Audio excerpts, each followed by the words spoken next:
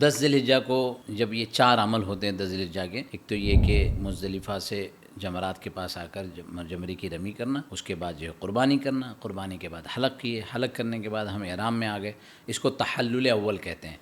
احرام ختم ہو گیا، احرام سے نکال کر ہم نے اپنے کپڑے پہن لیے، اس کے بعد طواف زیارت۔ تو چوتھا عمل طواف زیارت کے لیے ہم کو ٹائم ہے، آج کرے کل کرے پرسوں کرے، اس طرح سے۔ اور پھر اس کے بعد 2 دن بچ جاتے ہیں، جس کو 11 ذی الحجہ اور 12 ذی الحجہ کہتے ہیں۔ تو ان 2 دنوں میں صرف مینا میں رہنا ہے، اور میں نے جیسا بتایا کہ جمرات کی رمی کرنا ہے 3 جمرے کی۔ تو 7 مرتبہ ایک جمرے پر، پھر اس کے بعد دعا کریں گے، پھر دوسرے جمرے پر 7 مرتبہ اللہ اکبر اللہ اکبر اللہ اکبر کر کے ہم کو کنکری ماننا ہے، پھر دعا کریں گے، اور تیسرے جمرے کے بعد دعا نہیں ہے، سیدھے اپنے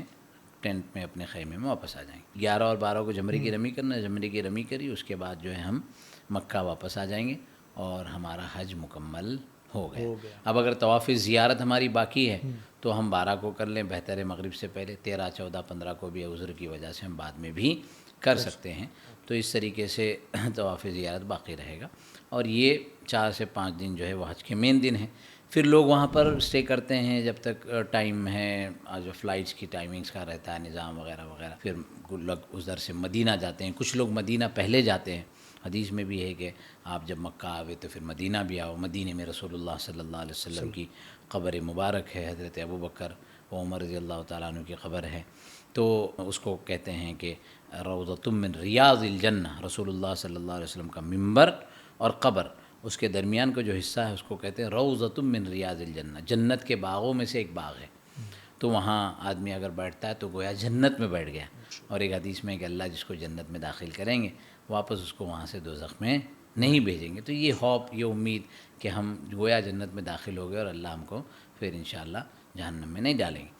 پھر آپ روضے پر جاتے ہیں تو وہاں بسم اللہ والصلاۃ والسلام علیک یا رسول اللہ، اور اس کے علاوہ جو صلاۃ والسلام کے جو کلمات ہیں وہ پورے ادب احترام کے ساتھ پڑھیں گے۔ ایک قدم آگے بڑھتے ہیں تو حضرت ابوبکر رضی اللہ تعالیٰ عنہ ہیں، ان کی خدمت میں سلام پیش کریں گے، السلام علیک یا ابا بکر صدیق صاحب رسول اللہ صلی اللہ علیہ وسلم فی الغار، اور ایسے کلمات ہیں۔ پھر ایک قدم اور حضرت عمر رضی اللہ تعالیٰ عنہ کی قبر ہیں، ان کی خدمت میں سلام پیش کریں گے، پھر باہر نکلیں گے۔ باہر نکلیں گے تو سامنے بقیع الغرقد کر کے ایک بہت بڑا قبرستان ہے، جس کے اندر صحابہ، تابعین، تبع تابعین، بڑے بڑے انڈیا کے بھی اولیاء کرام، بہت ساروں کی قبریں ہیں۔ تو وہاں عصر کے بعد، فجر کے بعد نارملی وہ کھولتے ہیں، تو وہاں قبرستان جیسے جاتے ہیں اور قبر میں دعا کرتے ہیں، السلام علیکم یا دار قوم مؤمنین، یا السلام علیکم یا اہل القبور، اے قبر والو تم پر سلامتی ہو، انتم سلفنا ونحن بالاثر، تم پہلے جا چکے ہو اور ہم کو بھی واپس یہیں آنا ہے۔ تو ایک کانسیپٹ ہے، جب میت کو قبر میں رکھا بھی جاتا ہے تو اس وقت مٹی پڑھ کے منہا خلقناکم، اسی مٹی سے ہم نے تم انسانوں کو پیدا کیا، وفیہا نعیدکم، اسی مٹی میں ہم تم کو لوٹا رہے ہیں، ومنہا نخرجکم تارۃ اخری، اور اسی مٹی سے ہم دوبارہ تم کو واپس نکالیں گے۔ تو ہمارا ایک جو بنیادی بلیو ہے کہ مٹی سے اللہ نے پورے انسانوں کو پیدا کیا، اور ایک ٹائم سب کے لیے 30 ایئرس 40 ایئرس 50 60 70 80،